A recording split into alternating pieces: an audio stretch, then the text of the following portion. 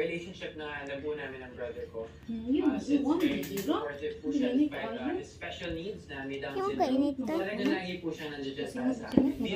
Bilang sukli, gusto ko pong magampanan yung pagiging mabuting kapatid sa kanya. Eh, matagal ka na sa bahay ni Kuya. Anong reaction niya nung lumabas ka pagbalik mo? Sobrang na-miss niya po ako as in super lambing po kasi ng brother ko. So, hinag niya po talaga ako. Di niya po ako tinatantanan. Malalambing po talaga siya.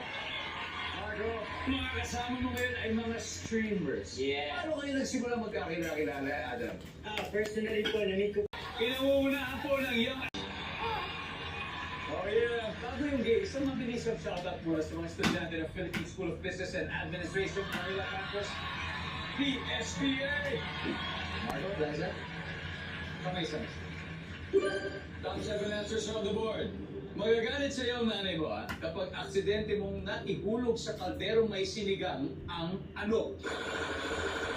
Eliza. Asin. Ang asin!